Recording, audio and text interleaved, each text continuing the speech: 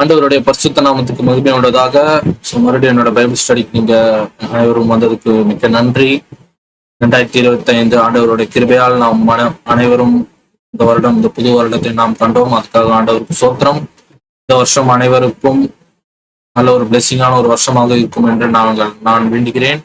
So இப்போது பார்த்தீங்கன்னா மத்தேயு 6ஆம் அதிகாரத்தை பத்தி இன்னைக்கு நாம ஒரு பைபிள் ஸ்டடி கண்டக்ட் பண்ண போகிறோம். ஏற்கனவே மத்தேயு 5 வரை முடித்துள்ளோம். இன்னைக்கு பாத்தீங்கன்னா ஒரு காமனான ஒரு கேள்வி, அதை பத்தி தான் இன்னைக்கு அட்ரஸ் பண்ண போகிறோம் மத்தேயு 6ல. ஸோ வாங்க நம்ம அதை பத்தி படிப்போம். நிறைய பேர் பாத்தீங்கன்னா மத்தேயு 6ஆம் அதிகாரம் வசனங்கள் 9 முதல் 13 வரை அந்த வசனத்துல பாத்தீங்கன்னா ஃபாதர் இன் ஹெவன், அதாவது பரமண்டலத்தில் எங்கள் பிதாவே, அந்த ஜபத்தை பத்தி ஆண்டவர் இயேசு கிறிஸ்து எப்படி ஜெபம் பண்ண வேண்டும் என்கிற ஒரு விஷயத்த சொல்லி கொடுக்கிறார். ஸோ நிறைய இந்த ஆழமா பைபிள் படிக்கிறவங்க பாத்தீங்கன்னா ஒரு சில பேருக்கு ஒரு கேள்வி இருக்கும், ஏன் ஆண்டவராக இயேசு கிறிஸ்துவோட பெயர் பரமண்டலத்தில் எங்கள் பிதா ஜபத்தில் இல்லை? ஏனென்றால் வேதத்தில் கூறியுள்ளது, என் நாமத்தினால் எதை கேட்டாலும் அதை நான் உங்களுக்கு தருவேன் என்று யோவான் 14 கூறப்பட்டு இருக்கிறதே. அப்ப ஏன் ஆண்டவராக இயேசு கிறிஸ்துவின் பெயர் பரமண்டலத்தில் எங்கள் பிதா ஜபத்தில் இல்லை? அதாவது இங்கிலீஷ்ல பாத்தீங்கன்னா why Jesus name was not mentioned in Lord's prayer. So இந்த கேள்வி பாத்தீங்கன்னா இந்த ரொம்ப ஆழமா பைபிள் படிக்கிறவங்களுக்கு இந்த ஒரு கேள்வி இருக்கும். அது மட்டுமல்ல, பிற மதம் சார்ந்தவர்கள் இந்த ஒரு கேள்வி அவங்க முன்னிறுத்துறாங்க. ஆண்டவர் ஆண்டவராக இயேசு கிறிஸ்து, நீங்க மேசையான்கிற சொல்கிற அந்த இயேசு கிறிஸ்துவே சொல்கிறார், பரமண்டலத்தில் எங்கள் பிதாவே. அவர் எங்குமே பாத்தீங்கன்னா அவரோட பேர் அவர் மென்ஷன் பண்ணல. ஆனா நீங்க ஏன் ஆண்டவராக இயேசு கிறிஸ்துவோட பேரை யூஸ் பண்ணி ப்ரேயர் பண்றீங்க? அவரே அவர் வாயால சொல்றாரு, நீங்க ஃபாதருக்கு தான் ப்ரேயர் பண்ணணும். நீங்க ஏன் ஜீசஸோட பெயரை ஜீசஸோட நேமை ஏன் யூஸ் பண்றீங்க? அவரோட பெயரை ஏன் நீங்க யூஸ் பண்ணி ப்ரேயர் பண்றீங்க? ஏன் நீங்க ஜெபிக்கிறீங்க? அப்படிங்கிற ஒரு கேள்வி ஒரு சில பிற மதத்தாரும் இது கேட்கறாங்க. ரொம்ப ஆழமா பைபிள் படிக்கிறவங்க கூட இந்த ஒரு கேள்வி இருக்கு. ஒரு சில பேருக்கு படிக்கும் போதே தோணும், ஏன் ஆண்டவராக இயேசு கிறிஸ்துவோட பெயர் அவர் குறிப்பிடவில்லை? அந்த பெயர்ல அவர் சொல்லி இருக்கிறாங்களா, என் நாமத்தினாலே எதை கேட்டாலும் நான் தருவேன் என்று. ஆனால் ஏன் அவரோட அந்த பெயர் வரவில்லை? ஸோ அதுக்கான ஒரு விளக்கத்தை தான் இன்னைக்கு நம்ம கொடுக்க போகிறோம். இது காமனா கேட்ட ஒரு கேள்வி. நிறைய பேர் பாத்தீங்கன்னா இந்த கேள்வி இருக்கு. ஸோ அதுக்கான பதில் தான் இந்த வீடியோவாக, இந்த பைபிள் ஸ்டடியாக இருக்கும். ஸோ வாங்க முதல்ல நம்ம பார்ப்போம். மத்தேயு 6:8-9 அதுல பாத்தீங்கன்னா ஏற்கனவே ஆண்டவராக இயேசு கிறிஸ்து சொல்லுகிறார், நம்மளோட தேவையெல்லாம் அவர் முன் அறிந்தவர், அவர் அறிந்திருக்கிறார் அப்படின்னு 8ஆம் வசனத்தை போட்டிருக்கு. அப்புறம் 9வது வசனத்துல இருந்துதான் பரமண்டலத்தில் எங்கள் பிதாவே அந்த ஜபத்தை பத்தி 9-13 வரைக்கும் இருக்கும். ஆனா நீங்க படிச்சு பாத்தீங்கன்னா பாருங்க, அதுல ஒரு வார்த்தை கூட மேசையா பத்தியோ இல்ல ஜீசஸ் பத்தி போட்டிருக்காது. ஏன்னா ஜீசஸோட பேரை யூஸ் பண்ணி நீங்க ப்ரேயர் பண்ணணும்னு ஆண்டவர் இயேசு கிறிஸ்து சொல்லவில்லை. அப்போது ஏன் நீங்கள் யூஸ் பண்றீங்க? மத்தேயு 5ல தெளிவாக இப்படிதான் ப்ரேயர் பண்ணணும் ஜீசஸ் சொல்றாருல. ஏன் கிறிஸ்துவர்கள் ஜீசஸோட பேரை யூஸ் பண்ணி ப்ரேயர் பண்றாங்க? ஆண்டவராக இயேசு கிறிஸ்துவே சொல்லல. இப்படிதான் ஒரு மாடல் பிரேயர் இப்படிதான் இருக்கணும், பரமண்டலத்தில் எங்கள் பிதாவே உம்முடைய நாமம் பரிசுத்தப்படுவதாக, அப்படின்னு தான் இருக்கணும். என் பேரை யூஸ் பண்ணாத மாதிரி தானே அவர் சொல்ற மாதிரி இருக்கு. சோ இதுக்கு நம்ம என்ன ஒரு விளக்கத்தை கொடுக்க போகிறோம்? சோ அதுதான் இந்த பைபிள் ஸ்டடியோட முக்கியமான ஒரு விஷயமாக இருக்கிறது. முதலாவது பாத்தீங்கன்னா, எந்த சூழல்ல இந்த விஷயம் நடக்குது? இந்த மத்தேயு 5, 6, 7 ஒரு சூழல்ல நடக்கப்படுகிறது. அதாவது பாத்தீங்கன்னா மலை பிரசங்கம், அதை பத்தி தான் இந்த மத்தேயு 5, 6, 7 பத்தி குறிப்பிடுகிறது. அது எந்த சூழல்ல நடக்கிறது? அண்டர் விச் சர்க்கம்ஸ்டன்ஸ், எந்த ஒரு சூழ்நிலை, எந்த ஒரு சூழல்ல இது நடக்கப்படுகிறது? நான் இதை பத்தி எக்ஸ்பிளைன் பண்ணும்போது, அந்த சூழலை பத்தி நான் எக்ஸ்பிளைன் பண்ணும்போது ஃபர்ஸ்ட் நான் ஒரு எக்ஸாம்பிள் கொடுக்க விரும்புறேன். ஒரு புதுசா ஒரு எம்ப்ளாயி ஒரு ஆபீஸ் ஜாயின் பண்றாரு. ஜாயின் பண்ணவனும் ஒரு அடுத்த நாளே அவர் ஒரு சிஇஓ, அதாவது ஒரு ஓனர் ஆயிட முடியுமா அந்த கம்பெனிக்கு? கண்டிப்பா எல்லாரும் சொல்லுவீங்க முடியாது. எடுத்தோடனே ஒருத்தர் வேலைக்கு சேர்றாருன்னா ஃபர்ஸ்ட் அவர் கத்துக்கிட்டு ஒரு நல்ல அந்த வேலையை நல்லா பண்ணி அது மூலியமா ஒரு ப்ரமோஷன் கிடைத்து சூப்பர்வைசர் அது மாதிரி பதவிகள் கிடைத்து கடைசியாக அவர் அந்த கம்பெனிக்கு ஒரு சிஇஓ, சீஃப் எக்ஸிக்யூட்டிவ் ஆஃபீஸர், அதாவது ஒரு ஓனருக்கு லெவல் அவர் ஒரு தலைமை அவருக்கு கிடைக்கும்.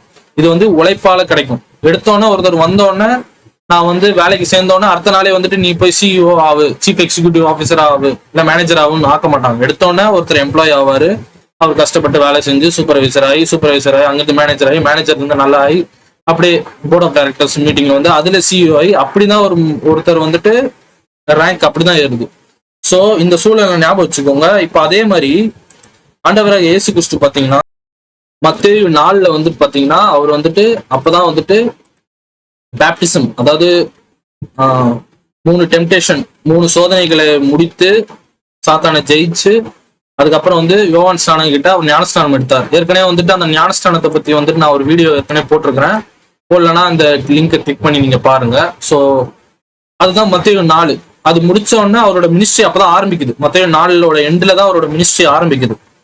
மினிஸ்ட்ரி ஆரம்பிக்கும் போது தான் ஒரு அற்புதங்கள்லாம் செய்யறாங்க. அற்புதங்கள்லாம் செஞ்ச பிறகு என்ன ஆகுதுன்னா ஒரு திரளான கூட்டம், கிட்டத்தட்ட ஒரு 5000 பீப்புள் மேல, ஒரு 5000 மக்கள் மேல ஆண்டவரை தேடி போறாங்க. யார் இந்த மனுஷர் இவ்வளவு அற்புதம் பண்றாரு, யார் இவருன்னு தேடி 5000 மக்கள் இவர் பின்னாடி போறாங்க. சோ இதுதான் வந்துட்டு இப்ப மத்தேயு 5 வருது. 5, 6, 7 இதை பத்தி தான். சோ எடுத்த உடனே ஒருத்தர் வந்து உலகத்துக்கு வந்தோடனே நான் தான் மேசையா, நீ ஏத்துக்கலன்னா அவள் தான் நீ ஹெல்லுக்கு போற, நீ என்ன நினைச்சு ப்ரேயர் பண்ணினா நீ வந்துட்டு இதோட நீ வந்துட்டு உனக்கு எந்த ஜபமும் கேட்கப்படாது அப்படி சொன்னா எந்த மக்கள் நம்புவாங்க? ஃபர்ஸ்ட் ஒருத்தர் வராரு, மினிஸ்ட்ரி வராரு, கடவுளோட அற்புதத்தை வந்துட்டு அவர் செய்யறாரு. அது வந்து தீர்க்க தரிசனம் அது மூலியமா நிறைவேறுது. ஏன்னா ஐசியா தீர்க்க தரிசனம் போட்டிருக்கு, கண் தெரியாதவர்கள் தெரியப்படும், லெப்பரசி அதாவது வந்து ஊனமற்றவர்கள் அவர்களுக்கு வந்துட்டு அந்த ஊனம் வந்துட்டு சரியாகும், காது கேட்காதவர்கள் கேட்கப்படும், நோய் இருக்கிறவர்களுக்கு நோய்கள் குணமாகும். அப்படிதான் வந்து ஐசியா தீர்க்க தரிசனம் போட்டிருக்கு மேசையா வரும்போது. சோ அந்த ஒரு தீர்க்க தரிசனத்தை ஆண்டவர் நிறைவேற்றி இருக்கிறார். சோ அதுக்கப்புறம் வந்துட்டு பாத்தீங்கன்னா இந்த திரளான கூட்டம் வந்து தேடுது. சோ எடுத்தோடனே இந்த சூழலை நீங்க பாத்துக்கோங்க. இப்பதான் ஒரு மினிஸ்ட்ரி ஆரம்பிக்கிறார். மினிஸ்ட்ரி ஆரம்பிக்கும் போது எடுத்தோடனே அவர் போயிட்டு நான் தான் மேசையா, நான் தான் வந்து ஆண்டவருடைய தேவ புத்திரன், நீங்க ஏத்துக்கலான்னு நீங்க எல்லாம் ஹெல்லுக்கு போவீங்க அப்படி சொன்னா யாரும் ஏத்துப்பாங்க? நீ ஒண்ணுமே பண்ணல, ஒரு அற்புதமும் செய்யல, ஒண்ணு நாங்க எப்படி நம்புவோம்? அப்படிதானே எல்லாருக்கும் நமக்கு இருக்கும். சோ அவரோட ஏர்லி மினிஸ்ட்ரி தான் அந்த மத்தேயு 5, 6, 7. எடுத்தோடனே அவர் போயிட்டு நான் தான் மேசையா, உங்களுக்காக சாவ போறேன், நீங்க இப்ப என்ன நீங்க ஏத்துக்கணும், எல்லாம் உங்க நிலமாவல் தான் அப்படின்னு அவர் சொன்னார்னா யாருமே ஏத்துக்க மாட்டாங்க. சோ ஃபர்ஸ்ட் அவர் வந்து அற்புதத்தை காட்டி கடவுள் அம்சவர் தான் என்கிற ஒரு ப்ரூஃப் வந்துட்டு மனுஷங்களுக்கு காட்டுறாங்க. சோ இவர் இவ்வளவு அற்புதம் செய்யறாரு, யார் இந்த மனிதர்னு திரளான கூட்டம் அவர் ஃபாலோ பண்ணுது. இதுதான் அந்த சூழல். சோ இந்த சூழல்ல தான் வந்து பாத்தீங்கன்னா கிட்டத்தட்ட யார் இருப்பாங்க, 5000 மக்கள் வந்துட்டு அவரை ஃபாலோ பண்ணாங்கன்னு ஹிஸ்டரி சொல்லுது. இந்த 5000 மக்கள் பாத்தீங்கன்னா கிட்டத்தட்ட அவர் பின்தொடர்ந்து வராங்க. அப்பதான் வந்துட்டு ஆண்டவர் வந்து மத்தேயு 5 வந்து போட்டிருக்கோம் 1ஆம் வசனத்துல வந்து அவர் மலையின் மேல் ஏறி அவர் பிரசங்கம் பண்ண ஆரம்பிச்சாரு. சோ இதுதான் அந்த சூழல். இந்த சூழல் பாத்துக்கோங்க. எடுத்தோன்னே அவர் போயிட்டு நீ எனக்காக நீ ப்ரேயர் பண்ணணும், நீ என் பேர்ல ப்ரேயர் பண்ணலாம்னா உனக்கு ப்ரேயர் கேட்கப்படாது, இல்ல நீ நான் தான் மேசையா, இனி நான் வந்துட்டு நீ ஏத்துக்கலன்னா உன் நிலமை அவ்வளவுதான் அப்படி சொன்னா யாருமே ஏத்துக்க போறது இல்லை. ஸோ ஸ்டெப் பை ஸ்டெப் எப்படி ஒரு எம்ப்ளாயி வந்துட்டு ஃபர்ஸ்ட் ஒரு ஆஃபீஸ்க்கு போறாரு, அவர் ஒர்க் பண்ணி தான் ஃபைனலா அந்த சிஇஓ அவர் சீஃப் எக்ஸிக்யூட்டிவ் ஆஃபீஸர். அதே தான் ஆண்டவரை இயேசு கிறிஸ்து பண்ணி ஆகணும். ஏன்னா வந்து யோவான் 1:14 என்ன போட்டிருக்கு, வார்த்தை மாம்சமாக மாறி நம்மிடத்தில் இப்போது அசைவாடி கொண்டிருக்கிறது 12 அப்படிதான் யோவான் 1:14 போட்டிருக்கு. சோ ஆண்டவரும் வந்துட்டு மனுஷனா இருந்ததுனால இந்த இதை கீழ்படிதான் ஆகணும். அவர் 2ஆம் வருகையில வந்தீங்கன்னா அது வேற இது. இவர் 1ஆம் வருகையில வந்துட்டு அவர் மனுஷ ரூபம் எடுத்ததால் இந்த புரோட்டோகால் அவர் ஃபாலோ பண்ணி தான் ஆகணும். எடுத்தோடனே நான் தான் மேசையா எந்த ப்ரூஃபும் மக்களுக்கு வந்துட்டு பாத்தீங்கன்னா அப்படியே எப்படி யாருன்னா நம்புவாங்க? கடவுளோட அற்புதம் பார்த்தா தானே அவங்க நம்புவாங்க. ஸோ அந்த அற்புதத்தை காட்டிட்டாரு. நெக்ஸ்ட் அவர் வந்து ரிவீல் பண்ண போறாரு. எடுத்தோடனே நான் மேசையா, நீ எனக்காக ப்ரேயர் பண்ணணும் அப்படி சொன்னா யாரும் ஏத்துக்க போறது இல்லை. ஸோ இந்த சூழலை ஞாபகம் வச்சுக்கோங்க. இந்த சூழல் எப்பனா மத்தேயு 5 எப்போ எழுதப்பட்டிருக்கு, கிட்டத்தட்ட அவர் ஏர்லி மினிஸ்ட்ரியில இருக்கிறார். ஸோ முக்கியமான ஒரு விஷயம், ஏர்லி மினிஸ்ட்ரியில இருக்கும் போது அது ஆரம்பிச்சது. எடுத்தோடனே நீ என் பேர்ல ப்ரேயர் பண்ணா யாருமே ஏத்துக்க போதில்லை. இப்பதான் அவங்க இந்த மனுஷனே பாக்குறாங்க, யாரோ ஒருத்தன் அற்புதம் பண்றாங்க, அவர் என்ன பேசுறது கூட தெரியாது. அப்பதான் அவரோட ஃபர்ஸ்ட் மினிஸ்ட்ரியோட ஏர்லி இது என்னன்னு கூட அவரோட டாக்டர் என்ன, அவர் எடுக்க போறாரு, என்ன அவர் வாயால சொல்ல போறாரு, அந்த ஆர்வத்துல மக்கள் இருக்கிறாங்க. சோ இந்த சூழல்ல தான் வந்துட்டு மத்தேயு 5, 6, 7 மலை பிரசங்கம் எழுதப்பட்டிருக்கு. சோ இது ஞாபகம் வச்சுக்கோங்க, சூழல் ஞாபகம் வச்சுக்கோங்க. இந்த சூழல்ல தான் வந்துட்டு இப்ப மக்கள் வந்துட்டு என்னதான் இவர் பேச போகிறாரு, இவ்வளவு அற்புதம் செய்யறவராச்சு, இவர் வாயிலிருந்து என்ன வரப்போகுது. பாத்தீங்கன்னா இந்த டைம்ல தான் வந்துட்டு அவர் வந்து கடவுளோட அந்த தன்மை, காட்ஸ் நேச்சர் அவர் ரிவீல் பண்றாரு. ஏன்னா பாத்தீங்கன்னா இப்போ ஒரு 5000 மக்கள், அந்த 5000 மக்கள் பாத்தீங்கன்னா வெறும் யூதர்கள் மட்டும் இல்ல, அந்த காலத்துல ரோமர்கள் ஆண்ட ஆட்சியாக இருந்தது. இஸ்ரேல்ல வந்துட்டு ரோமர்கள் ஆண்டாங்க. சோ இந்த மிராக்கிளை பார்த்தோன்னே அங்க ரோமன் ஆளுங்களும் இருப்பாங்க, கிரேக்கர்களும் இருப்பாங்க. நீங்க வந்து கொரிந்தியன்ஸ் அந்த மாதிரிலாம் படிச்சீங்கன்னா நீங்க பாருங்க, கிரேக்கர்கள்லாம் வந்திருக்காங்க பால் கிட்ட டிபேட் பண்ண. சோ கிரேக்கர்களும் வராங்க, யார் இந்த மனிதர் இவ்வளவு அற்புதம் செய்யறாரா, யாரா இருக்கும் அப்படின்னு கிரேக்கர்கள் வரார்கள். யூதர்கள் உங்களுக்கு தெரியும், ஏற்கனவே அவங்க வந்து மேசைக்காக அவங்க வெயிட் பண்ணியிருந்தாங்க, அவங்களும் வராங்க. ரெண்டாவது ரோமர்கள், அங்க இருக்கிற அந்த ரோமன் ஆளுங்களும் யார் இந்த மனுஷன் 5000 பேர் பின்னாடி இப்படி போறாங்களே, இவ்வளவு திரளான கூட்டமா.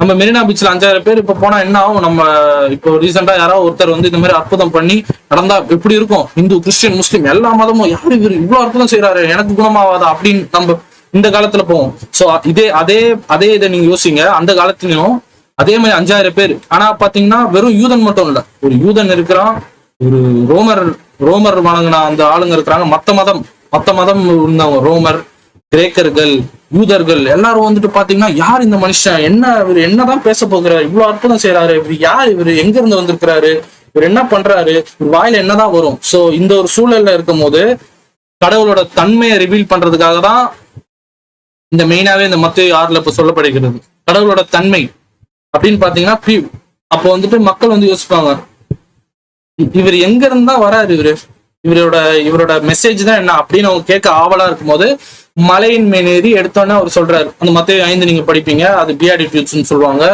அந்த கட்டளைகள். அதுக்கப்புறம் 6 வந்து பாத்தீங்கன்னா எப்படி ஜபம் பண்ண வேண்டும் அந்த ஒரு விஷயத்த சொல்றாரு. இப்ப பாத்தீங்கன்னா ஜபம் பண்ணும்போது எடுத்தோன்னே பரமனிடத்தில் எங்கள் பிதாவே, அவர் ஃபாதர், அந்த ஒரு வார்த்தை, இந்த அவர் ஃபாதர் எங்கள் பிதாவேனா கிட்டத்தட்ட பாத்தீங்கன்னா அது ஒரு பவர்ஃபுல்லான வார்த்தை. ஏன்னா வந்து யாருமே கடவுள் வந்து பிதா என்று நினைக்கவே இல்லை.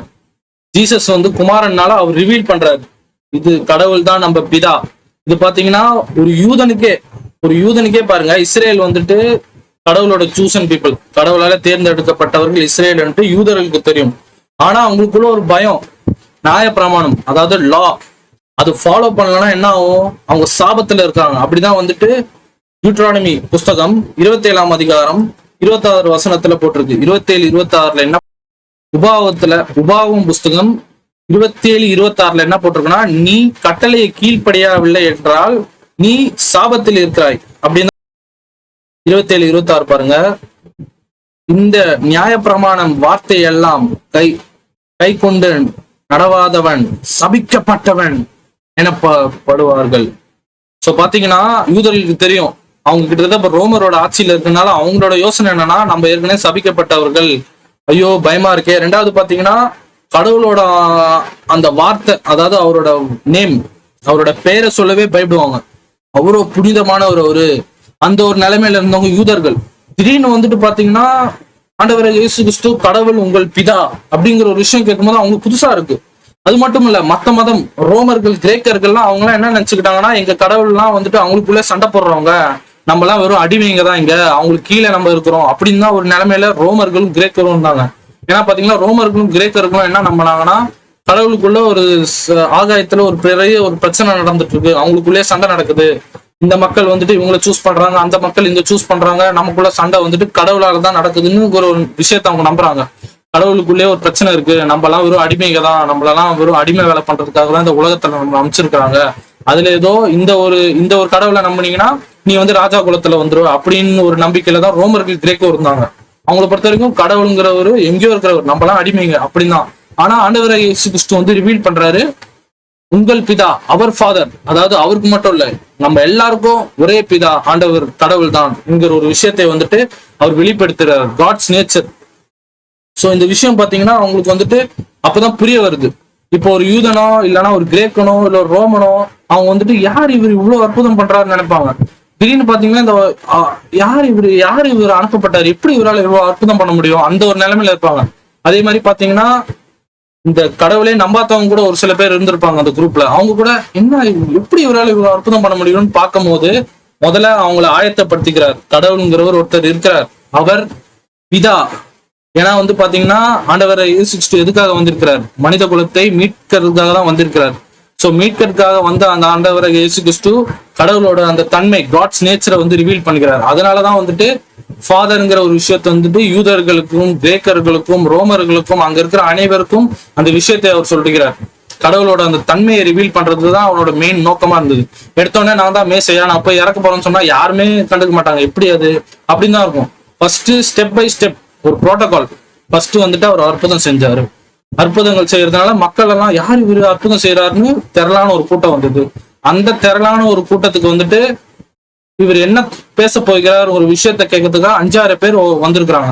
அப்ப மலையின் மேல் ஏறி அவர் இந்த விஷயத்தை சொல்கிறார். நீங்க நம்புறீங்களே கடவுள், அந்த கடவுள் உங்கள் பிதா அப்படிங்கிறது பாத்தீங்கன்னா எல்லாருக்கும் ஷாக் ஆச்சு. பிதாவா? அப்ப கிட்டத்தட்ட நம்ம ஒரு, ஏன்னா கடவுள் பாத்தீங்கன்னா ஒரு யூதர்கள் என்ன நினைக்கிறாங்கன்னா, ஐயோ நம்ம சபிக்கப்பட்டவர்கள், ஏன்னா நியாயப்பிரமாணத்தை நம்ம ஃபாலோ பண்ணா கிட்டத்தட்ட நமக்கும் கடவுளுக்கும் எந்த பந்தமும் கிடையாது, நம்ம இப்ப அடிமைதான், நம்ம அந்த சாபத்துக்கு நம்ம அடிமை ஆயிட்டோம். ரோமர் கிரேக்கர் அவங்க நம்புறாங்க மத்த கடவுளுக்கு நாங்க அவங்களுக்குள்ளே சண்டை நடக்குது, நம்மளாம் வெறும் அடிமையா தான் அந்த உலகத்துல வந்திருக்கிறோம், ஏதோ மாட்டிக்கிட்டோம், இந்த உலகத்துக்குள்ள நம்ம மாட்டிக்கிட்டோம், எப்படி எஸ்கேப் ஆகணும்னு தெரியல, அந்த ஒரு நிலைமையில ரோமர்களுக்கு கிரேக்கர் இருந்தாங்க. சோ அது எல்லாத்தையும் அவர் உடைச்சிட்டாரு. இல்ல, நீங்க நம்புறது எல்லாமே தப்பு, குமாரன் நான் இங்க வந்திருக்கிறேன். எடுத்தோடனே குமாரன் சாவணும்னு அவர் வரல. எடுத்தோடனே அவரோட விஷயம் என்னன்னா கடவுளை பத்தி வெளிப்படுத்தணும். அதுக்கப்புறம் தான் கடவுளோட பிளான் அவர் சொல்லணும்.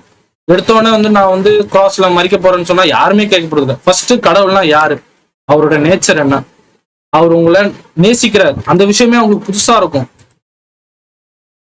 இந்த நேசிக்கிற விஷயமே உங்களுக்கு புதுசா இருக்கும். ஏன்னா யூதன் பாத்தீங்கன்னா, நான் நியாயப்பிரமாணத்தை எப்படியோ ஏதோ ஒரு தப்பு பண்றேன், நான் சபிக்கப்பட்டவன். கிரேக்கர்களும் ரோமர்களும் பாத்தீங்கன்னா நம்மளே அடிமையா அந்த உடம்புல மாட்டி இருக்கிறோம், எப்படி எஸ்கேப் ஆகணும்னே தெரியலன்னு அந்த ஒரு விஷயத்துல இவங்க இருக்கிறாங்க. சோ ஆனா ஆண்டவர் இயேசு கிறிஸ்து, நீங்க சொல்றீங்க, நீங்க நினைக்கிற மாதிரி கடவுள் இல்ல, கடவுள் அன்பானவர், கிட்டத்தட்ட அவர் நமக்கு எல்லாருக்கும் பிதா. பிதா எப்படி? பிதா தன் மகனை நேசிக்கிற மகன் மகள் இந்த உலகத்தையே நேசிப்பார். பிதாங்கிறது எப்படி? ஒரு ஃபாதர் சன் ரிலேஷன்ஷிப் உங்களுக்கே தெரியும். ஒரு மகனுக்கும் ஒரு அப்பாவுக்கும் எப்படி ஒரு பந்தம் இருக்கும், அந்த ஒரு பந்தம் தான் நம் கடவுள் அப்படிங்கிற ஒரு விஷயத்த அவர் புதுசா உங்களுக்கு எல்லாம் புதுசா இருக்கு. இவ்வளவு அற்புதம் பண்ணுகிறவர் யார் இவரு? அப்பதான் அவர் ரிவீல் பண்றாரு, நமக்கு பிதா, நம் பிதா அப்படிங்கிற ஒரு விஷயத்த அந்த டைம்ல தான் அவர் ரிவீல் பண்றாரு. சோ இது முக்கியமா ஃபர்ஸ்ட் மிராக்கிள் பண்ணாரு, அது மூலியமா 5000 பேர் ஃபாலோ பண்ணாங்க. அந்த 5000 பேர் அவரை பின்தொடர்ந்து என்னதான் மெசேஜ் கொடுக்க போறாரு, அப்பதான் அவர் ஃபர்ஸ்ட் கடவுளை பத்தி ரிவீல் பண்றாரு. நீங்க நினைக்கிற மாதிரி கடவுள் கோவக்காரனோ இல்ல நம்மலாம் கடவுள் கீழே ஒரு அடிமையால கிடையாது. கடவுள் நம் பிதா, அவர் நேசிக்கிறார். யோவான் 3:16 என்ன போட்டிருக்கு? தேவன் தம் ஒரே பேரான குமாரனை அனுப்பியுள்ளார். எதுக்காக? உலகத்தை for God so loved the world, உலகத்தை அவர் நேசித்ததால் தான் குமாரனை அனுப்பினார். யோவான் 3:16 போட்டிருக்கோம். உலகத்தை அவர் நேசித்ததால் தான் குமாரனை அனுப்பி மனித குலத்துக்கு ஒரு ரிடம்ஷன் கிடைக்க வேண்டும்ங்கிற ஒரு விஷயத்தை தான் ஆண்டவர் அனுப்புகிறார். ஆண்டவரை இயேசு கிறிஸ்து பிதாவாகிய தேவன் அனுப்புகிறார். சோ அந்த விஷயம் எடுத்தோன்னா அவர் ரிவீல் பண்ணல. ஃபர்ஸ்ட் காட்ஸ் நேச்சரை ரிவீல் பண்றதுதான் இந்த மத்தேயு 5:6. சோ காட்ஸ் நேச்சர் ரிவீல் பண்ற டைம்ல கண்டிப்பா அவரோட பேரை யூஸ் பண்ண தேவையில்ல. சோ இது மூலியமா நான் இப்ப 3வது பாயிண்ட் போறேன். முக்கியமான பாயிண்ட், 3வது பாயிண்ட், பரமண்டலத்தில் எங்கள் பிதா, our father in heaven is an universal prayer, உலகளாவிய ஜபம். பரமண்டலத்தில் எங்கள் பிதாங்கிறது உலகளாவிய ஒரு ஜபத்தை ஆண்டவராக இயேசு கிறிஸ்து அங்கே சொல்லி கொடுக்கிறார். எடுத்த உடனே மேசியா அறுக்கப்படுவாருங்கிற ஒரு விஷயம் அவர் சொல்லவே தேவையில்ல. ஃபர்ஸ்ட் அற்புதங்களை செய்து மக்கள் அந்த நல்ல நாள் விட்டது, மேசியாங்கிற அந்த நல்ல நாளுக்காக யூதர்கள் காத்திருந்தாங்க, அந்த நல்ல நாள் விட்டது. அது மட்டுமல்ல, அங்க இருந்த அனைத்து மக்களும் வர ஆரம்பிச்சிட்டாங்க பின்னாடி. ஒரு யூதன், ஒரு ரோமர், ஒரு கிரேக், எல்லாரும் விட்டாங்க. இவர் சொல்ற மெசேஜை நாங்க ஃபாலோ பண்ண ரெடியா இருக்கிறோம். அந்த டைம்ல எடுத்த உடனே ஒரு யூனிவர்சல் பிரேயர் அவர் ரிவீல் பண்றாரு. அதாவது உலகளாவிய ஒரு ஜபத்தை அவர் ரிவீல் பண்றாரு. இப்ப பாத்தீங்கன்னா அந்த காலத்துல பாத்தீங்கன்னா ரோமர்களும் கிரேக்கர்களும் எப்படி தெரியுமா ஜெபம் பண்ணுவாங்க? ஏதாவது ஒரு பிரச்சனை ஆச்சுன்னா டப்புன்னு ஒரு குழந்தை எடுத்து கொண்டுட்டா, கடவுளுக்கு நமக்கு வழி கொடுத்துட்டா இது மூலியமா என்ன ஆயிடும்? கடவுள் சாந்தமாயிடுவாங்க. இதுதான் அவங்களோட ஜபமா இருந்தது, ரோமர்களோட ஜபம். இல்லைன்னா ஜூ ஜூ ஜூ ஜூ ஏதாவது ஒரு மந்திரத்தை சொல்லி அதுதான் அவங்க ஜபமா இருந்தது. எப்போதும் அவங்க பிதா இல்லைன்னா கடவுள் என்னோட பிதா அங்கிற ஒரு விஷயத்த அவங்க சொல்லியதே இல்லை. ஆனா ஆண்டவரை இயேசு கிறிஸ்து இப்ப வெறும் யூதனுக்கு மட்டும் இல்ல, ரோமர்களுக்கு மட்டும் இல்ல, கிரேக்கருக்கு மட்டும் இல்ல, உலகத்துக்கே நம் பிதா இவர்தான், அனைவருக்கும் இவர்தான் பிதா.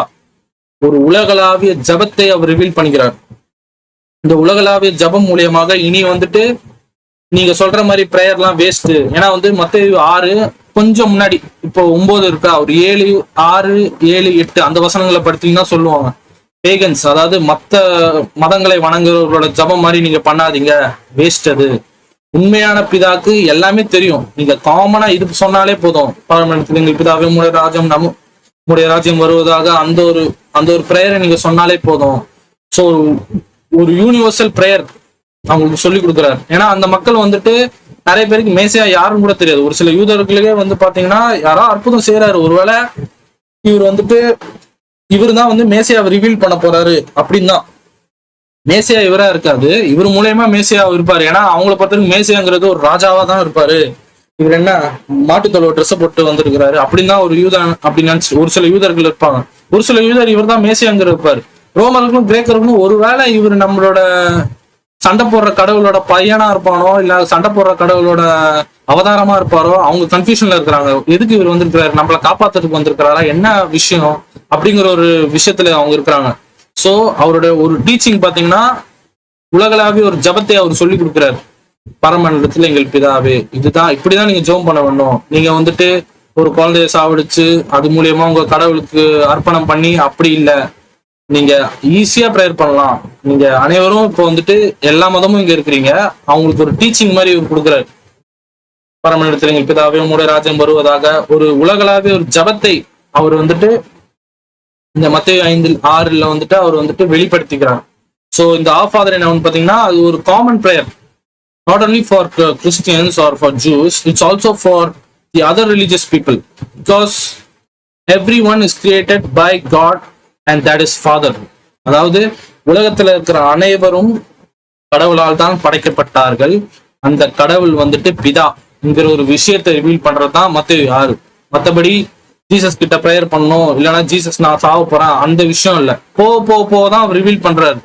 முதல்ல எடுத்தோன்னே கடவுளோட தன்மையை ரிவீல் பண்றாரு. கடவுளோட தன்மை என்ன, அவர் கோபமானவர் இல்ல, இந்த மாதிரி பலி கொடுக்கணும் அப்படிலாம் அவசியம் இல்லை. உண்மையிலே பாத்தீங்கன்னா நியாயப்பிரமாணத்துக்கு வந்து பலி தேவை. ஆனா அவர் உண்மையா விரும்புறது பாத்தீங்கன்னா பிதாவோட ரிலேஷன்ஷிப், அதாவது பிதாவுக்கு எப்படி ஒரு பந்தம் இந்த உலகத்துல வைக்க வேண்டும், அந்த ஒரு பந்தம் தான் அவர் விரும்புகிறார். சோ அனைத்து மக்கள், நீ யாராவனா ஒரு இப்போ ஒரு ஹிந்து கூட ஒருவேளை ஒரு உதாரணத்துக்கு சொல்றேன், ஹிந்து கூட இந்த பிரேயர் சொல்லலாம், பரமண்டலத்தில் எங்கள் பிதாவை. ஏன்னா இந்த உலகத்தை படைத்தவர் கடவுள், அந்த கடவுள் உங்கள் பிதா அப்படிங்கிற ஒரு விஷயத்த தான் ரிவீல் பண்றதுதான் அது ஒரு உலகளாவே ஒரு ஜபமா தான் இருக்கிறது.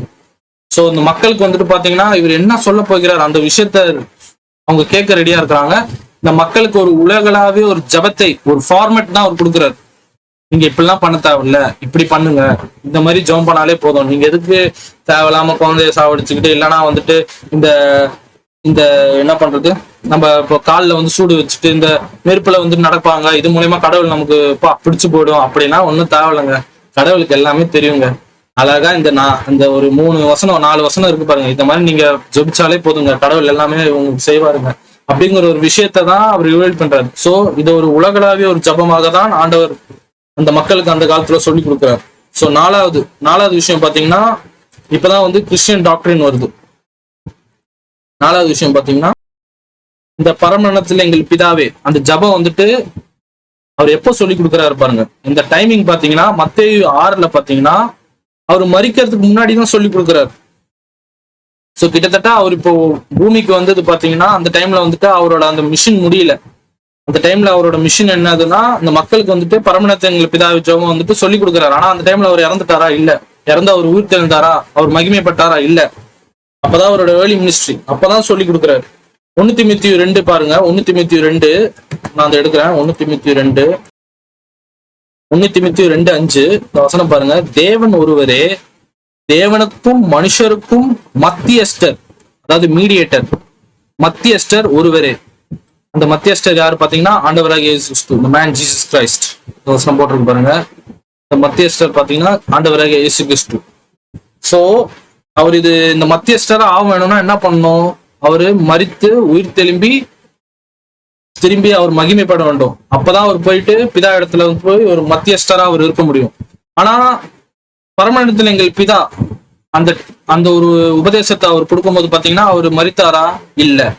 அவர் உயிர் தெழுந்தாரா? இல்ல. எந்த ஒரு நிகழ்வும் நடக்கல. அதாவது அந்த குருசிபிகேஷன் கிராஸ்ல அவரு மரிக்க போற அந்த சிச்சுவேஷன் அந்த டைம் அப்போ வரல. அப்பதான் அவரோட ஏர்லி மினிஸ்ட்ரி. ஸோ அந்த டைம்ல அவரோட நேமை யூஸ் பண்ண முடியும்னா கண்டிப்பா யூஸ் பண்ண முடியாது. ஏன்னா அவர் வந்துட்டு எப்போ அவர் வந்துட்டு கிராஸ்ல அவர் மரித்து உயிர் தெழுந்து மகிமைப்படுகிறாரோ, பிதா இடத்துல போகிறாரோ, அப்பத்துல இருந்து என்ன ஆகுது? அவர் ஒரு மத்தியஸ்டரா அவரு. ஆனா லார்ட்ஸ் பிரேயர், அதாவது பரமண்டலத்தின் பிதால பாத்தீங்கன்னா அவர் இன்னும் அந்த நிகழ்வு நடக்கவில்லை. சோ அந்த நிகழ்வு நடக்காத டைம்ல கண்டிப்பா அவரோட பேர் மென்ஷன் பண்ண முடியாது தானே. ஆண்டவராக இயேசு கிறிஸ்துவோட அந்த பெயர் யூஸ் பண்ண முடியுமா? கண்டிப்பா யூஸ் பண்ண முடியாது. ஆனா அவரோட பேருக்கு வல்லமை இருக்கா? கண்டிப்பா இருக்கு. ஏன்னா பிசாசு பயந்துச்சுன்னு நம்ம வசனங்கள் போட்டிருக்கு. ஏன்னா அவர் வந்து தேவபுத்திரன், தேவகுமாரன் என்கிற ஒரு விஷயம்னால பிசாசுகளே பயப்படும். யூதாஸ் அந்த இந்த வசனத்தை பாத்தீங்கன்னா டிசைபிள்ஸே சொல்லுவாங்க, உங்க பேரை சொன்னா பிசாசுங்களாம் ஓடுங்க ஆண்டவராக இயேசு கிறிஸ்து அப்படிங்கிற ஒரு விஷயம் வந்துட்டு சொல்கிறார். சோ ஆனா வந்து பாத்தீங்கன்னா இந்த மத்தியஸ்டர் எப்ப ஆக முடியும்? அவர் சிலுவையில அறைய வேண்டும். ஏன்னா உங்களுக்கே தெரியும், யார் ஒருத்தர் நியாய பிரமாணத்தை கீழ்ப்படியவில்லை என்றால் அவன் சாபத்தில் இருக்கான். சாபம் என்றால் அவனோட உடம்பு மரித்து கடவுள் இடத்துல போக முடியாது. அதுதான் வந்துட்டு நியாயப்பிரமாணம் லா சொல்லுது. அதை நிறைவேற்ற வேண்டும் என்றால் நியாயப்பிரமாணம் யார் மேல இருக்கு? எல்லா மனிதர் மேலேயும் இருக்கு. உலகத்துல இருக்கிற அனைவர் மேலும் உண்மையிலே பாத்தீங்கன்னா நியாயப்பிரமாணம் இருக்கு. யூதர்கள் மேலதான் அந்த காலத்துல இருந்தது. ஆனா உண்மையிலே பாத்தீங்கன்னா அந்த நியாயப்பிரமாணம் ஆதாம் அப்பவே ஆரம்பிச்சிச்சு. அவன் வந்துட்டு டெத்துங்கிற ஒரு லால அவன் தான். அதாவது நியாயப்பிரமாணம் சாவுங்கிற ஒரு நியாயப்பிரமாணம் அன்னைக்கே அவனுக்கு நிகழப்பட்டது. நம்ம எல்லாம் ஆதாமோட வம்சாவளி தான். கிட்டத்தட்ட உலகத்துல இருக்கிற அனைவரும் நியாயப்பிரமாணத்துக்கு கீழே தான் இருக்கும். அந்த நியாயப்பிரமாணத்தை யாராலையும் நிறைவேற்ற முடியாது, ஒருவர் தவிர. ஆண்டவராகிய இயேசு கிறிஸ்து தேவனோட குமாரன் இதுல வந்து இந்த நியாயப்பிரமாணத்தை நமக்காக நிறைவேற்றி இப்போ நமக்காக மத்தியஸ்டரா இருக்கிறார். அவர் மத்தியஸ்டரா வந்ததுனால இனிமேட்ட அவரோட பேரை சொல்லி நம்ம ஜெபம் பண்ணலாமா? கண்டிப்பா பண்ணலாம். சோ இது ஒரு முக்கியமான பாயிண்ட், மத்தியஸ்டர் பாயிண்ட். இந்த ஆண்டவராக இயேசு கிறிஸ்து பாத்தீங்கன்னா பரமண்டலத்துல எங்கள் பிதா அந்த ஒரு உபதேசத்தை கொடுக்கும் போது அவரு மரித்தாரா, உயிர் திரும்பினாரா, மகிமைப்பட்டாரா? இல்ல. அந்த டைம்ல அப்பதான் ஏர்லி மினிஸ்ட்ரி. கடவுள்னா யாருங்கிற ஒரு விஷயத்தை ரிவீல் பண்றாரு. சோ உங்களுக்கு புரிஞ்சிருக்கும்னு நம்புறேன். அவர் மரித்த பிறகுதான் அவர் மத்தியஸ்டரா மாறுறாரு. அந்த மத்தியஸ்டர்னால இனி பிதா இடத்துல நம்ம வந்துட்டு போகணும்னா அந்த லா, அதாவது அந்த நியாயப்பிரமாணம் உடைத்து விட்டது. இனி லா பதிலா ஆண்டவராகிய இயேசு கிறிஸ்து நம் முன் இருக்கிறார். எப்படி அவர் உயிர் தெழுந்தாரோ நாம் நம்புகிறதால், அவரை நாம் நம்புகிறதால் இன்மேட்ட நமக்கும் அதே போல ஒரு உயிர் தெழுந்த ஒரு சரீரம் நமக்கு ஒரு நாள் கிடைக்க போகிறது. ஆண்டவர் முன்னால் நாம் நிற்க முடியும். ஏன்னா இவர் மூலியமாக, குமாரன் மூலியமாக நாம் பிதா இடத்தில் நிற்க முடியும். சோ இந்த ஒரு விஷயத்தினால லார்ட்ஸ் பிரேயர், அதாவது பரமண்டலத்தின் பிதால வந்து ஜீசஸோட நேம் யூஸ் பண்ணல. ரெண்டாவது அதுதான் ஏர்லி மினிஸ்ட்ரி. சோ உங்களுக்கு புரிஞ்சிருக்கும் நான் நம்புறேன். சோ அடுத்த வாட்டி யாராவது யூஸ் பண்ணாங்கன்னா, யாராவது அடுத்த வாட்டி வந்துட்டு கேட்டாங்கன்னா, ஏன் வந்துட்டு பரமண்டலத்தில் எங்கள் பிதால வந்துட்டு ஆண்டவராகிய பெயர் குறிப்பிடவில்லை, why is Jesus name not mentioned in the Lord's prayer அப்படிங்கிற ஒரு விஷயத்த கேட்டாங்கன்னா நீங்க எக்ஸ்பிளைன் பண்ணுவீங்கன்னு நான் நம்புறேன். கண்டிப்பா நான் கடவுளோட நாமம் இது மூலியமாக மகிமைப்படும் எனக்கு நம்புகிறேன். ஸோ ஃபைனலா ஒரு கன்க்ளூஷன் கொடுத்து நான் முடிக்க விரும்புகிறேன். ஸோ கன்க்ளூஷன் பார்த்தீங்கன்னா ஃபர்ஸ்ட் வந்து அது வந்து ஏர்லி மினிஸ்ட்ரி. மத்தேயு 4 தான் அவர் பேப்டிசம் எடுத்தாரு. அதுக்கப்புறம் மிராக்கிள், அதாவது நிறைய அற்புதங்கள் செய்கிறார். அற்புதங்கிறது நோய்களை சுகமாக்குகிறார், பேய்களை ஓட்டுகிறார், எல்லா வித பிரச்சனைகளையும் அவர் வந்துட்டு அவர் வந்து கடவுள் மூலியமாக அவர் எல்லாத்தையும் அவர் வந்து கிளீனா மிராக்கிள் நடக்குது. எது கொடுத்தாலும் பினிஷ், எந்த நோய் இல்லை, யார் வந்தாலும் அற்புதங்கள் நடக்குது. ஸோ யார் இந்த மனுஷன் அப்படின்னு 5000 பேர் ஃபாலோ பண்றாங்க. இது அவரோட துவக்க கால மினிஸ்ட்ரி, துவக்கத்துல ஆரம்பித்த அவரோட மினிஸ்ட்ரி இது. ஸோ அந்த டைம்ல 5000 மக்கள் அவர் ஃபாலோ பண்றாங்க. ஸோ அந்த டைம்ல வந்துட்டு என்ன அவர் பேச போகிறார் ஒரு விஷயத்த தான் 5, 6, 7 அப்போ மலையின் மேல் ஏறி அப்பதான் அவர் வந்து ரிவீல் பண்றாரு. ஸோ ஏர்லி மினிஸ்ட்ரியில வந்துட்டு அவர் எடுத்தோடனே நான் மேசையா, நீ எனக்கு தான், நீ எடுத்தோடனே நான் அற்புதம் செஞ்சுட்ட பிறகு நீ என் பேர்ல நீ ஜோம் பண்ணலன்னா அவள்தான் உன் கதை முடிஞ்சிச்சுன்னு சொன்னா யார் நம்ப போறான்? யாருன்னே ஒண்ணு தெரியலப்பா, திடீர்னு நீ வந்த அற்புதம் செஞ்ச, நல்ல அற்புதம் எல்லாம் செய்யற, அதெல்லாம் புரியுது. ஆனா நீ என்ன நீ எங்க இருந்து வந்த, யார் நீ அப்படின்னு மக்கள் இப்போ ஆவலோட இருக்கிறாங்க. சோ அந்த டைம்ல தான் ஜீசஸ் வந்து எடுத்தோன்னே வந்துட்டு என் பேர்ல ஜோம் பண்ணு அப்படின்னு சொல்லல. ரெண்டாவது பாத்தீங்கன்னா கடவுள் வந்துட்டு பிதாங்கிற ஒரு விஷயத்த வந்துட்டு அப்பதான் ரிவீல் பண்றாரு. எல்லாரும் என்ன நினைச்சாங்க, கடவுள்னா ஒரு நம்மலாம் அடிமை, கடவுள்னா மோசம், சண்டை போடுறவங்க அப்படின்னு கிரேக்கர்கள் ரோமல், கடவுளுக்குள்ளே சண்டை நடக்கும், நம்மலாம் சும்மா எப்படி இந்த உடம்புல மாட்டிக்கிட்டோம் தெரியல, எப்படி தப்பிக்க போறோம் அப்படின்னு ஒரு விஷயத்துல கிரேக்கர்கள் ரோமர்கள் இருந்தாங்க. அது எல்லாத்தையும் ஆண்டவர் உடைத்து விட்டார். உண்மையான கடவுள், அவரோட உண்மையான நேச்சர், அதாவது அவரோட உண்மையான தன்மை என்னவென்றால் அவர் நம் பிதா அப்படிங்கிற ஒரு விஷயத்த வந்து ரிவீல் பண்றதுதான் ஃபர்ஸ்ட். ஏர்லி மினிஸ்ட்ரியில கொஞ்சம் கொஞ்சமா ரிவீல் பண்றாரு. அந்த பிதா வந்துட்டு என்ன விரும்புகிறார், இந்த பிதா ஏன் என்னை அனுப்பினார், அப்படியே கொஞ்சம் கொஞ்சமா தான் அது போகுது. மத்தேயு வந்துட்டு 5ங்கிறது 5வது அதிகாரத்துல தான் நம்ம இருக்கிறோம். உங்களுக்கே தெரியும் மத்தேயுல கிட்டத்தட்ட வந்துட்டு எத்தனை அதிகாரங்கள் இருக்குது என்று. கிட்டத்தட்ட 28 அதிகாரம் இருக்கு மத்தேயுல. இப்பதான் 5வது அதிகாரத்துல வந்திருக்கோம். சோ எடுத்தோடனே பாத்தீங்கன்னா ஆண்டவர் வந்துட்டு அவரோட பேர் ரிவீல் பண்ண தேவையில்ல. போதான் கடவுள் வந்துட்டு யாரு, கடவுளோட தன்மை என்ன, அவர் வந்து ஃபாதர். அதுக்கப்புறம் கடவுளோட பிளான் என்ன, அப்புறம் அதை எக்ஸ்பிளைன் பண்றாங்க. அப்புறம் கடவுள் ஏன் குமாரன் அமைச்சாரு, அதுக்கப்புறம் ஃபைனலா குமாரன் இறக்க போகிற ஒரு விஷயத்த வந்துட்டு ரிவீல் ஆகுது. அப்புறம் அவர் உயிர் தெளிந்து விட்ட பிறகு அதுக்கு அப்படியே ஸ்டெப்பா தான் எடுத்தோன்னே வந்து பாத்தீங்கன்னா 5வது அதிகாரத்திலே வந்துட்டு நான் வந்து குமாரன், நான் தான் நீ மேசையா, நீ என்ன ஏத்துக்கலாம், உன் கதை முடிஞ்சிச்சு, அவள் தான்ப்பா அப்படின்னு அவர் சொல்லவே தேவையில்ல. எடுத்தோன்னே அவர் கடவுளை ஃபர்ஸ்ட் ரிவீல் பண்ணும். சோ அந்த ஒரு விஷயம் தான் இந்த பரமனந்திரங்கள் பிதா பாத்தீங்கன்னா அவர் ஆண்டவர் கடவுள் வந்துட்டு பிதா என்கிற ஒரு விஷயத்த ரிவீல் பண்றாரு. ரெண்டாவது வந்துட்டு இந்த பரமனத்தில் எங்கள் பிதாங்கிறது ஒரு யூனிவர்சல் பிரேயர். அது ஒரு உலகளாவிய ஒரு ஜபமாக அவர் மாத்திக்கிறார். அங்க இருக்கிற கிரேக்கர்கள் ரோமர்கள் என்ன நினைச்சாங்கன்னா ஜபங்கிறது நம்ம கை காலை வெட்டிக்கிட்டு, இல்ல குழந்தைங்களை சாவடிச்சுக்கிட்டு, இல்ல நெருப்புல நடந்துகிட்டு, இல்ல நாக்குல சூடு வச்சு அதுதான் கடவுள் விரும்புறாரு. இல்லப்பா, அப்படிலாம் கிடையாது. கடவுளுங்கிறவரு ஒரு பிதா, உன் பிதா. இந்த உலகத்தை படைத்தவர் வந்துட்டு உண்மையிலே பாத்தீங்கன்னா அவரோட தன்மை வந்துட்டு பிதாவா தான் பாக்குறாரு. நான் அடிமையாலாம் பாக்கல. கிட்டத்தட்ட ஒரு ரிலேஷன்ஷிப், ஒரு பந்தத்தை தான் அவர் விரும்புறாரு. சோ அதை ரிவீல் பண்ணி, அது மட்டும் இல்ல நீ அப்படிலாம் ஒன்றும் ஜெபம் பண்ண தேவையில்ல, நீ இந்த மாதிரி ஜெபம் பண்ணாலே போதும். சோ ஒரு உலகளாவிய ஒரு ஜபத்தை தான் பரமனத்தில் எங்கள் பிதா. சோ அதுல பாத்தீங்கன்னா அதனாலதான் அவரு சொல்கிறார் பரமனத்தில் எங்கள் பிதா ராஜம் பரிவதாக அப்படியே லைனா வருது. சோ அதுதான் முக்கியமான விஷயம். ரெண்டாவது அவரோட பேர் அந்த இதுல ஏன் வரலன்னா, நான் ஏற்கனவே சொன்ன மாதிரிதான் நமக்காக இன்னும் பாவத்துக்காக, உலகத்தின் பாவத்துக்காக அவர் இன்னும் சிலுவையில அறையவில்லை, அவர் இன்னும் மத்தியஸ்தராக மாறவில்லை. ஃபர்ஸ்ட் கடவுளை ரிவீல் பண்ணி அப்புறம் அவரோட டீச்சிங்ஸ் எல்லாம் சொல்லி கொடுத்து ஃபைனலா அவர் இறந்த பிறகுதான் மத்தியஸ்தரா மாறுகிறார்.